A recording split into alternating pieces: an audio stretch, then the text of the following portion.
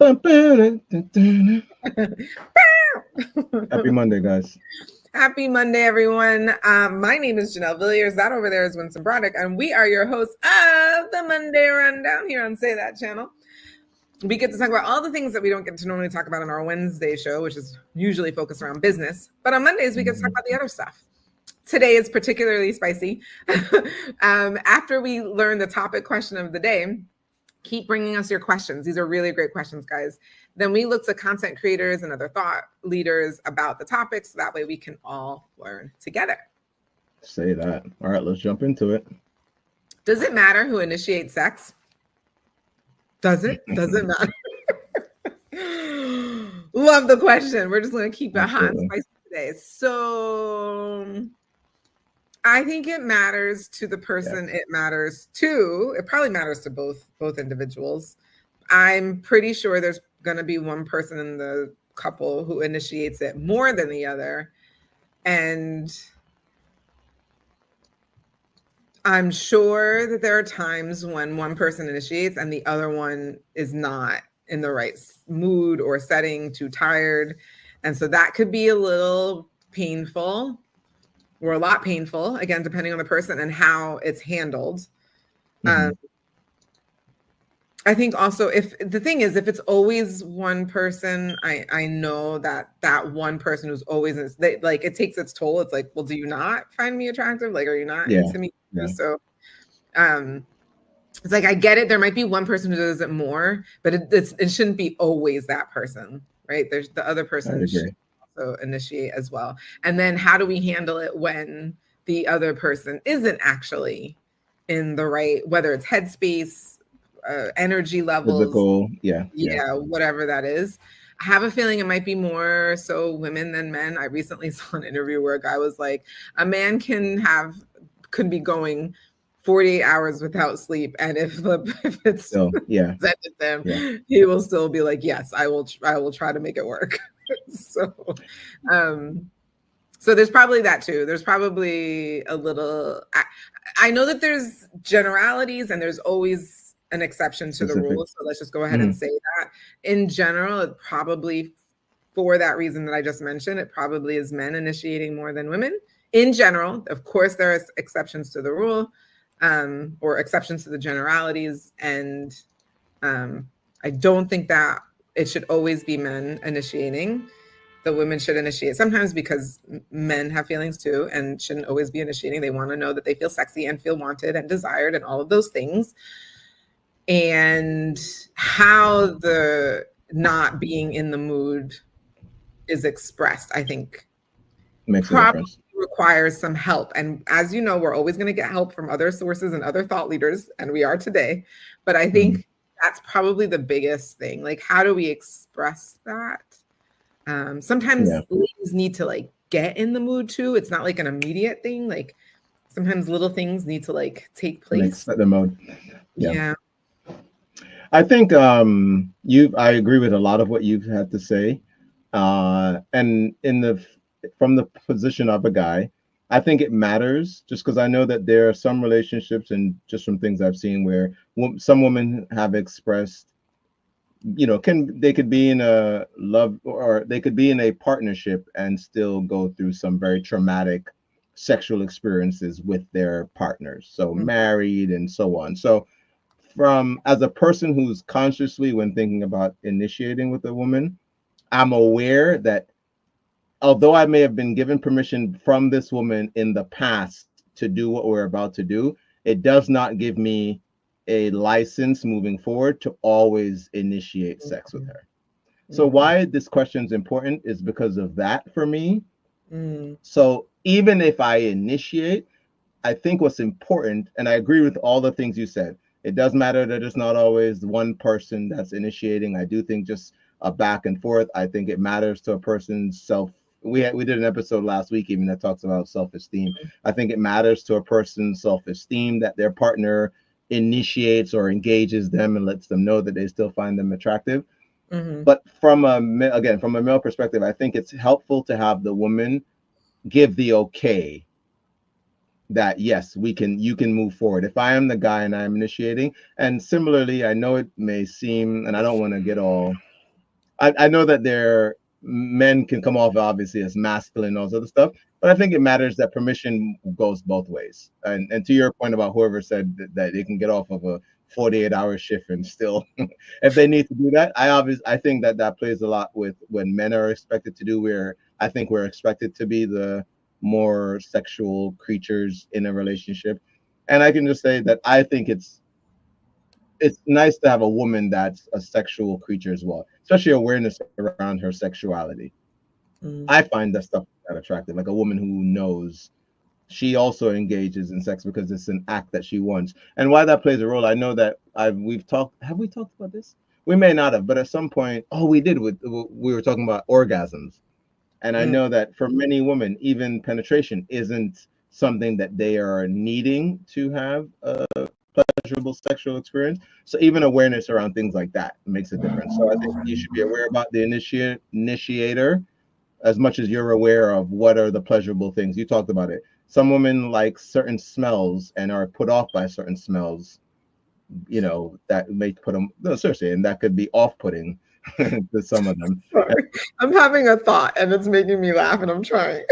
No, but it's a real thing. And so whereas a guy may be comfortable with certain conditions physically on a woman and him saying, I'm still down to do it, certain women are not open to that. And so if you don't smell right or the situation don't smell right, they're not doing it. I'll leave it there. All of this is true. We are very aware sensual of our creatures. Yes, we are aware of our surroundings for better or for worse, and so even things like that can like turn us off. But I also want to put out there that there are a lot of women who've never experienced an orgasm. This is what was making me laugh internally. So that's why they'll say things like, oh, well, I don't need to have an orgasm in order to enjoy myself. Yeah, sure, because you've never had one. So for the women who have, we're kind of like, excuse me, like what are you doing? Like what are we doing?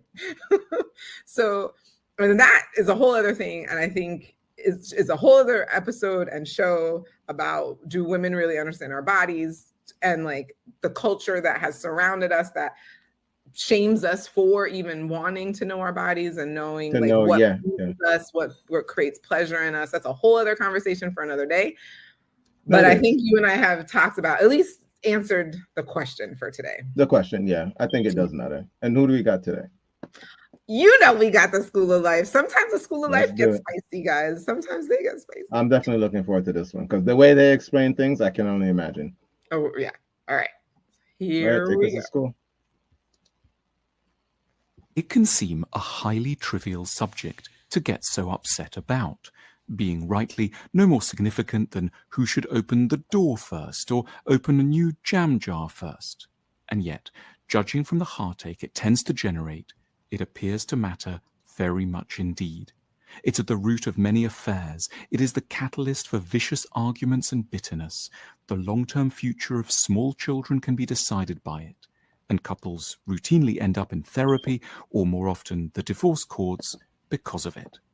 At the heart of the drama are all the complexities involved when late at night, in the darkness, one person's hand moves over to tentatively touch the other's body in a way that signals a desire to initiate either sex or a cuddle, and nothing much happens in return.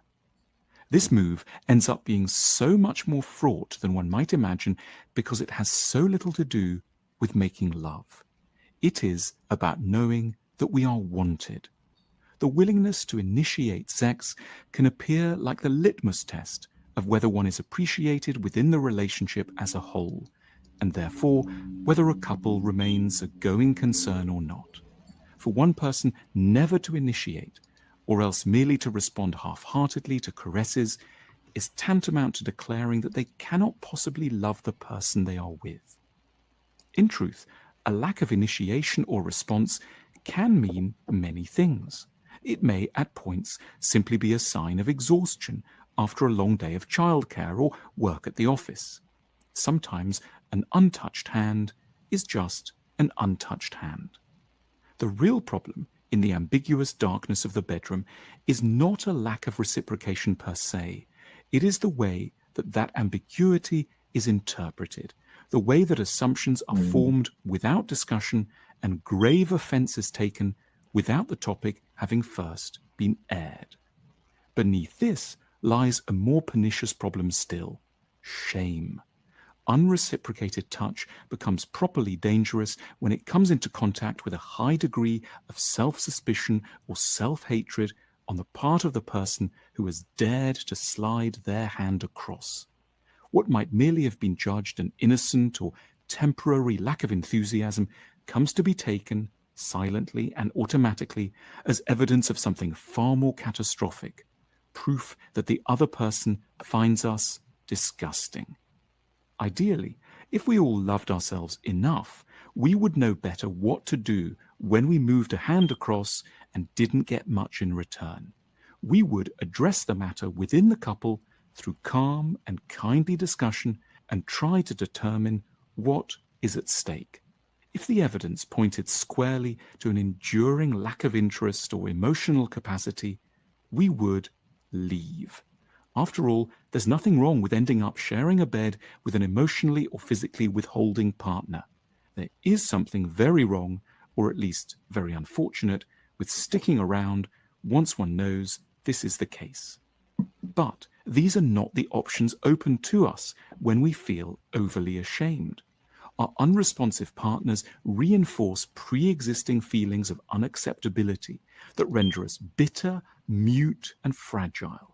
A history of not knowing how to value ourselves makes it extremely difficult for us to complain effectively about unfortunate treatment, let alone leave in order to seek warmer lovers elsewhere. As self-hating lovers, we cannot say with the requisite calm and strategic patience that we feel rejected, that we need to be understood, and that we're looking for change. We will either say nothing at all and might have an affair, or else explode into a rage that guarantees our message won't be heard. In the tensions around unreciprocated touch in the bedroom, we catch sight of a more general problem in love: the difficulties created when we aren't able to ask for what we want in a relationship, when we suffer from a sense that we don't deserve to be happy and cannot handle frustration or respond to our misery adequately.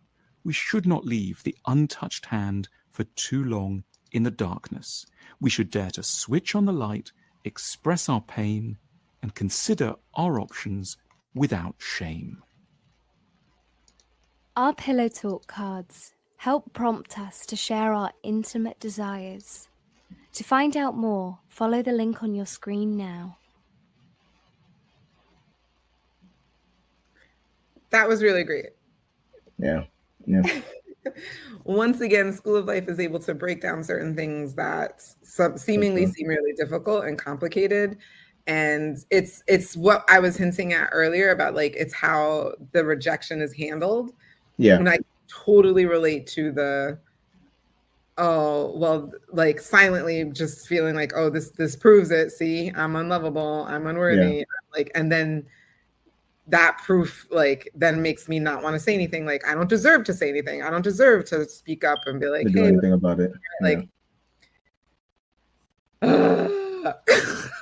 for sure, this made me, and for the longest, I had always, not maybe assumed, but that people are voicing their displeasure in relationships. But I can definitely think back on a few times myself of being in experiences like that and internalizing what they're, especially when they showed the little image turn his face away. I was like, oh, I've done that before. So not said anything.